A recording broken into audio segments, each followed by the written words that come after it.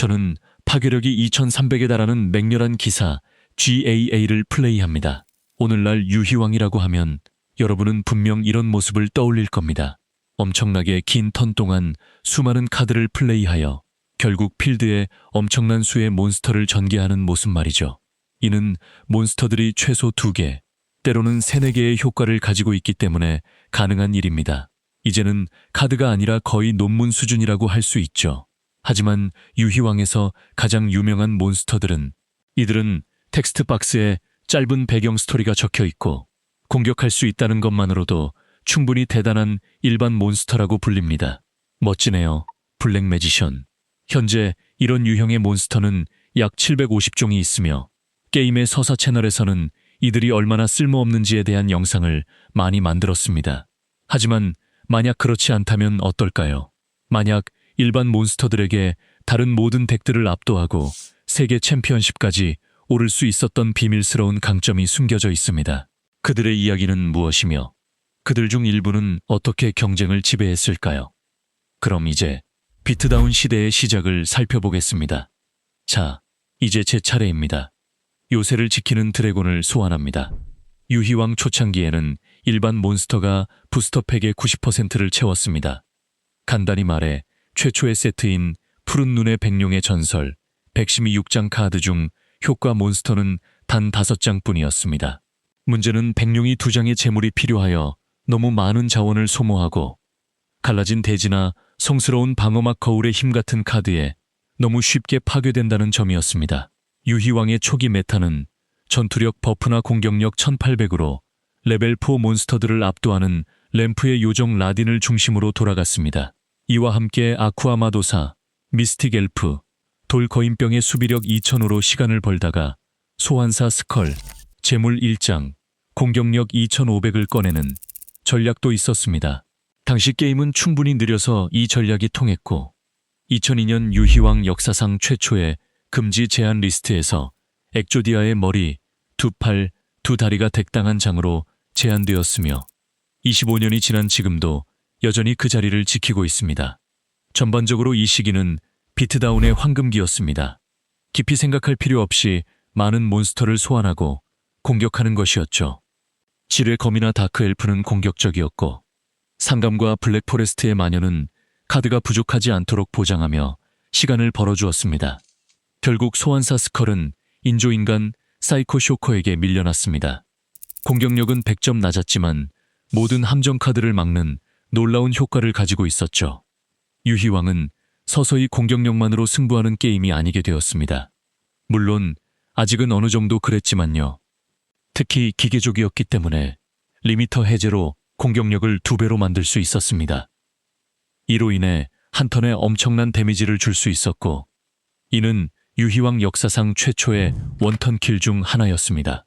따라서 기계사냥꾼은 매우 인기가 많았지만 직후에 나온 공격력 1900의 제미니 엘프만큼은 아니었습니다. 하지만 이마저도 오래가지 못했습니다. 점점 더 많은 플레이어들이 상대 묘지를 봉쇄하는 공격력 1800의 유령 파괴자 카이쿠나 자신의 턴 동안 공격력을 900점 더 얻을 수 있는 영혼을 먹는 바지 같은 다른 레벨 소 몬스터로 눈을 돌렸습니다. 새로운 확장팩과 함께 일부 플레이어들은 비트다운에서 벗어나 새로운 전략인 핸드 컨트롤로 전환했습니다. 공격력 1400의 던자로그는 제미니 엘프보다 훨씬 약했지만 야타 까마귀도 마찬가지였습니다.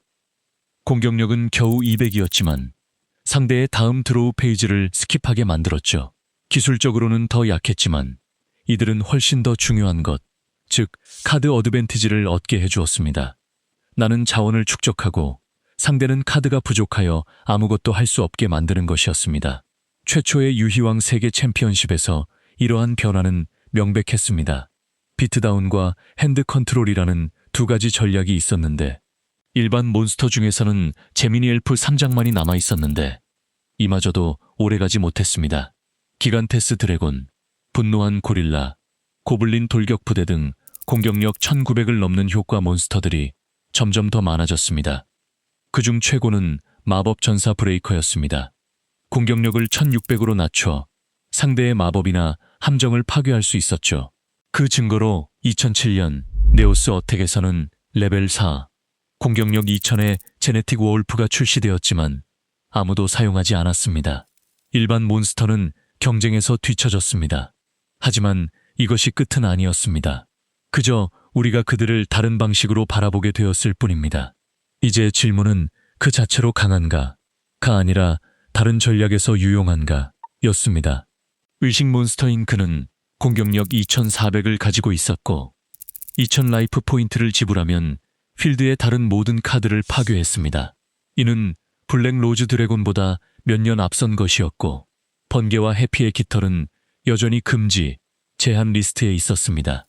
단 하나의 몬스터로 상대의 모든 방어를 부수고 빠르고 강하게 공격할 수 있다는 것은 너무나 강력했습니다. 하지만 그를 다른 모든 카드 위에 올려놓은 것은 고급 의식술이 소환할 수 있었습니다. 흥미로운 전략이었죠. 의식 몬스터를 더 쉽게 소환할 수 있었지만 그 대가로 덱을 더 약한 카드들로 채워야 했습니다.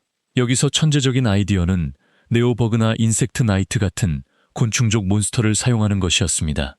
필드를 데미스로 정리한 후 이 곤충족 몬스터들을 게임에서 제외하여 공격력 2800의 데저트 블레이즈를 특수 소환할 수 있었습니다. 만약 이것으로도 한 턴의 상대를 쓰러뜨리기에 부족하다면 추억의 그네를 사용하여 무장한 곤충족 몬스터를 부활시킬 수도 있었습니다. 이 콤보는 데미스 OTK의 기본이 되었고 폭발적인 한턴킬 전략으로 패가 좋으면 아무도 막을 수 없었습니다. 출시되자마자 SJC 애너하임에서 우승했으며 2007년 최고의 덱 중 하나로 자리매김했습니다. 결국 2008년 코나미는 고급 의식수를 1장 제한으로 지정했습니다. 더 황당한 것은 레벨 2 이하의 일반 몬스터 5장을 컨트롤하고 있다면 일반의 법칙을 발동하여 필드와 상대의 패에 있는 모든 카드를 묘지로 보낼 수 있었습니다. 만약 성공한다면 인스타그램 DM으로 스크린샷을 보내주세요. 저는 믿지 못할 겁니다. 요컨대 일반 몬스터는 단순히 공격력 때문에 유용한 것이 아니라 그들과 함께 찾아낼 수 있는 콤보 때문에 유용했습니다. 그리고 이는 이 작은 구슬로 이어집니다. 그녀가 필드에 있을 때 500 라이프 포인트를 지불하여 덱에서 미스티컬 샤인볼을 직접 소환할 수 있습니다. 턴당 한 번이 아니죠. 따라서 1500 라이프 포인트를 지불하면 단 하나의 카드 가격으로 4장의 몬스터를 얻을 수 있었습니다. 이들을 사용하여 재물 소환, 싱크로 소환, 엑시즈 소환을 할 수 있었죠. 특히 어스는 마스터 히페리온을 서치할 수 있었는데 그는 턴당 2번 묘지의 대행자, 몬스터를 제외하여 필드의 카드 한 장을 파괴하는 효과를 가지고 있었습니다. 꽤 좋았죠. 크리스티아나 충성의 대행자, 엔젤 같은 다른 대행자, 몬스터들과 함께 이 덱은 너무나 강력했습니다. 우리는 또한 제넥스 엘리버드맨을 사용하여 미스티컬 샤인볼을 패로 되돌리고 다시 소환하여 그 시대 최고의 몬스터 중 하나인 트리슈라를 소환하기에 충분한 레벨을 맞추기도 했습니다. 모든 대행자 덱에서 3장씩 사용되었고 세계 챔피언십까지 이어졌습니다. 이 덱은 결승전에서 사크로닉 덱을 2대 0으로 꺾고 우승했으며 조종사 오가와 타카시는 2장의 미스티컬 샤인볼을 겹쳐 같이 간테츠를 소환하여 마지막 일격을 가하며 일반 몬스터들의 승리를 장식했습니다. 이후에도 대행자 덱은 2011년 내내 좋은 성적을 거두었지만 아이러니하게도 그 자리를 대체한 것은 또 다른 일반 몬스터였습니다. 레스큐 레빗이 등장하기 전까지는요. 이 귀여운 몬스터를 제외하면 덱에서 같은 이름의 레벨 4 일반 몬스터 2장을 특수 소환할 수 있었지만 턴 종료 시 파괴되어야 했습니다. 하지만 파괴되기 전에 2장의 세이버사우루스를 겹쳐 엑시즈 몬스터를 소환할 수 있었습니다. 특히 공룡족 전용인 에볼카이저 돌카나 라기아가 있었습니다. 가끔 일반 몬스터만으로 가득 찬 패를 잡을 수도 있었지만 그것이 이 덱을 막지는 못했습니다. 다이노 레빗이라고 불리는 이 덱은 하룻밤 사이에 경쟁을 폭발시켰습니다. 단 1년 만에 100개 이상의 상위권 성적을 거두고 여러 YCS에서 우승했습니다.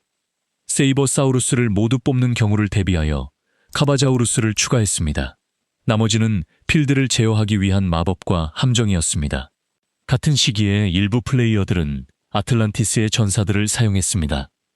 이들은 덱에서 효과 없는 드래곤을 소환하여 공격력을 0으로 만들고 강력한 엑시즈 몬스터를 소환하는 데 사용되었습니다.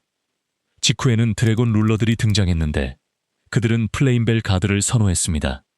좋은 수비력, 블래스터의 효과를 활성화하는데 유용한 속성, 그리고 무엇보다도 드래곤과 결합하여 싱크로 몬스터를 소환할 수 있는 레벨 1 튜너 몬스터였습니다. 이 시기는 일반 몬스터가 콤보를 돕는 도구로서 정점에 달했지만 다른 어떤 몬스터보다 훨씬 더 뛰어난 몬스터가 아직 남아 있었습니다. 2014년 펜듈럼 소환의 시대가 시작되었습니다. 몬스터이자 마법 카드인 이들은 파괴되면 묘지로 가는 대신 안면 표시로 엑스트라 덱으로 갑니다. 모두를 겁먹게 했지만 사실 초기에는 괜찮았습니다. 초기 펜듈럼 덱은 작동하기 위해 너무 많은 카드를 요구했고 세팅이 매우 취약했습니다. 하지만 이 모든 것은 그렇습니다. 약간의 속임수입니다. 몬스터 효과는 없지만 마법 카드로서 효과를 가지고 있었습니다. 턴당 한 번 800 라이프 포인트를 지불하고 덱에서 클리포트 카드를 패에 추가할 수 있었습니다. 높은 레벨의 펜듈럼 몬스터가 많았지만 공격력을 낮춰 재물 없이 소환할 수 있었습니다. 이들은 강력했지만 클리포트 스카우트가 이들을 다른 덱들보다 뛰어나게 만들었고 역사상 최초의 경쟁력 있는 펜듈럼 덱이 되었습니다. 2014년 데미안 스텔라는 YCS 2000에서 우승하며 클리포트 덱을 놀라운 상위권 성적의 연속으로 이끌었습니다. 결국 2015년 4월 코나미는 클리포트 스카우트를 덱당 2장으로 제안했습니다. 엑조디아를 제외하면 게임 역사상 이런 제재를 받은 유일한 일반 몬스터입니다. 놀랍게도 코나미는 일반 몬스터를 새롭게 만들었고 2010년대에는 토너먼트의 최고 테이블에서도 이들을 흔히 볼 수 있었습니다. 하지만 절대 보고 싶지 않은 몬스터가 하나 있었습니다. 가장 끔찍한 일반 몬스터 말이죠. 만약 역사상 가장 많이 사용된 일반 몬스터가 무엇이냐고 묻는다면 제 첫 번째 직감은 블랙 매지션이나 푸른 눈의 백룡이 아니라 바로 그 몬스터일 겁니다. 보석 몬스터와 특정 속성 몬스터를 섞어 매우 강력한 합금 몬스터를 만들 수 있었습니다. 프리즈모라는 몬스터를 파괴하고 아메티스는 모든 마법 함정을 패로 되돌리며 라피스 라줄리는 필드에 특수 소환된 몬스터당 500 데미지를 줍니다. 이는 많은 퍼스트 턴 키를 만들었습니다. 여기서 자세히 다루지는 않겠습니다. 하지만 왜 이런 카드를 만들었을까요?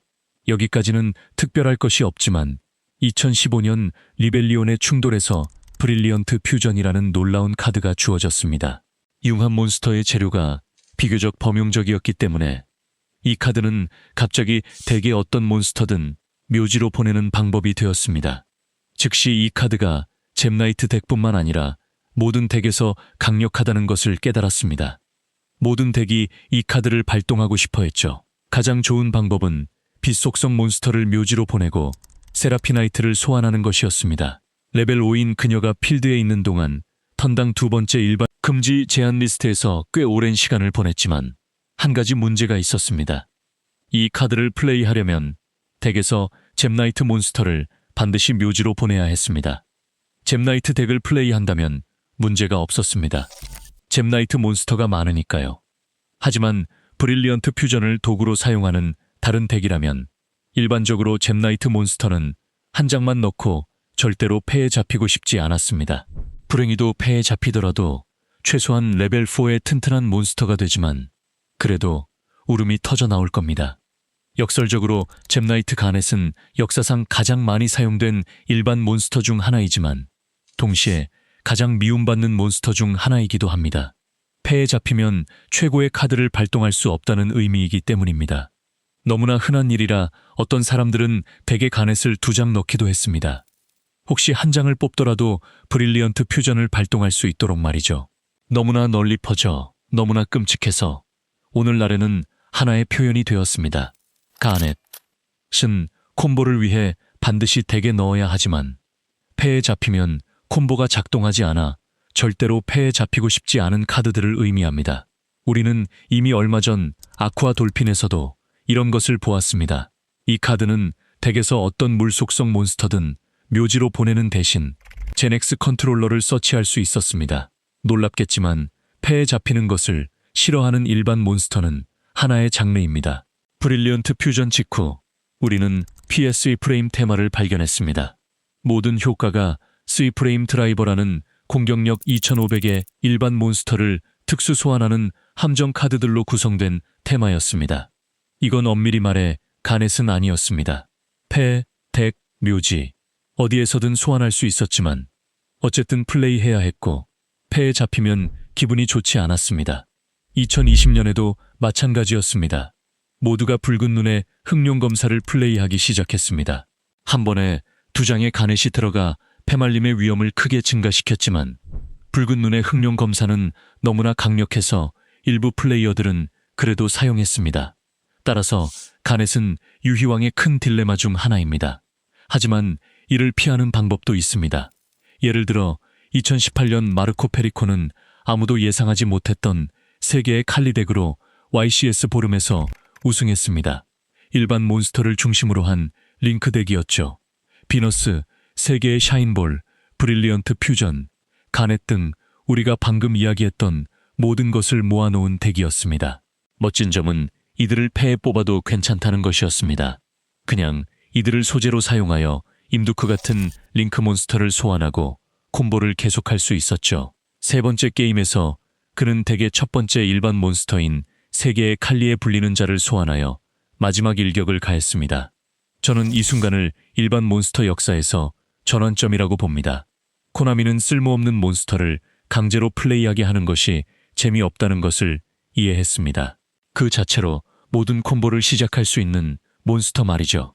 이것이 유희왕 브이아인스의 스펙터가 사용하는 상징적인 몬스터인 아로마세라피 제스민의 아이디어였습니다. 묘지로 보내면 작은 나무를 소환하고 이 나무가 자라나 몬스터의 숲을 만듭니다. 요컨대 링크 1 몬스터를 만들어 다른 카드를 가져오고 그 카드를 사용하여 링크 2, 링크 3 등으로 이어지는 거죠. 제스민은 훌륭한 스타터입니다. 언제 봐도 기분이 좋고 좋은 게임 디자인입니다. 하지만 결국 그저 스타터일 뿐입니다.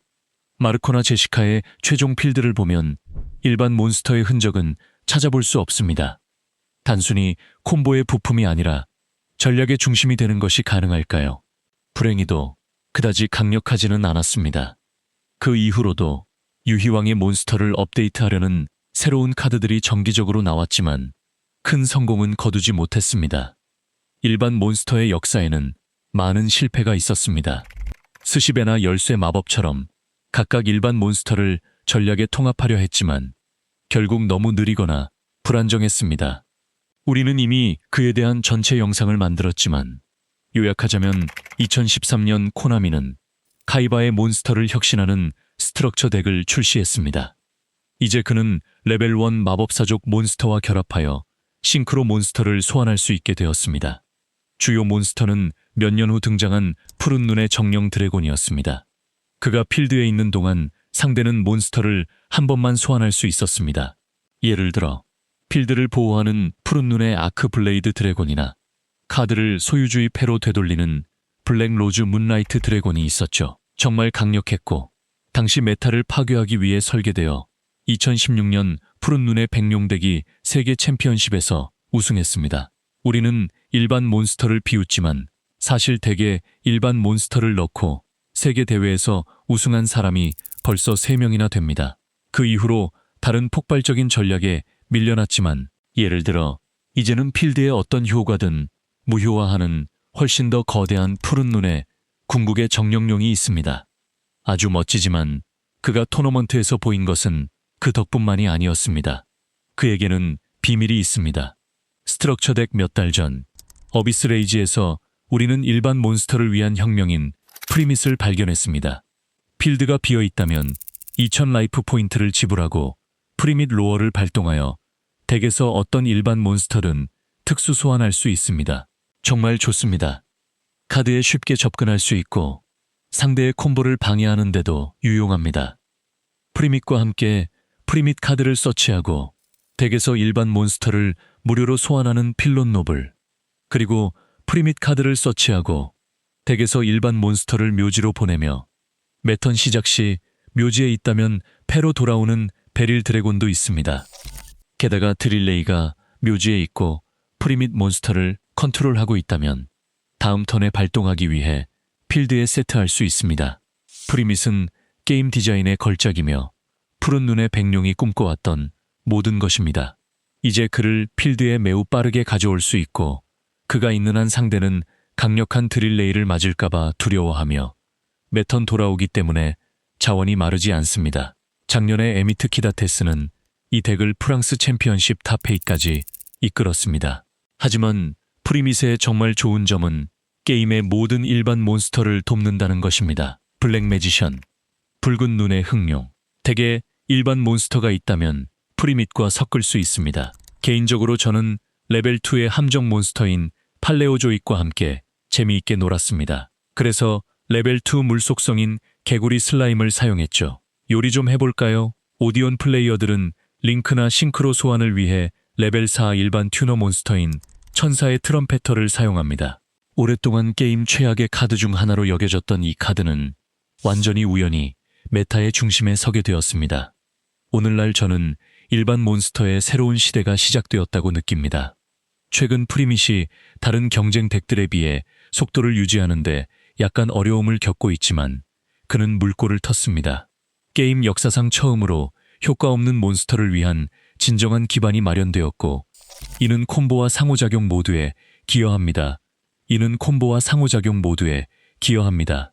저에게 이 이야기는 유희왕 디자인이 가질 수 있는 힘과 깊이를 보여줍니다. 일반 몬스터는 카드에 숨겨진 힘을 드러내는 비밀스러운 시너지를 찾는 즐거움을 구현합니다. 그리고 이렇게 빠르고 복잡한 게임에서 가장 단순한 몬스터들에게조차 계속해서 의미를 찾을 수 있다는 것은 유희왕에서는 모든 것이 가능하다는 증거입니다. 저의 이야기는 여기까지입니다. 시청해주셔서 정말 감사합니다. 영상이 마음에 드셨다면 댓글을 남겨주세요.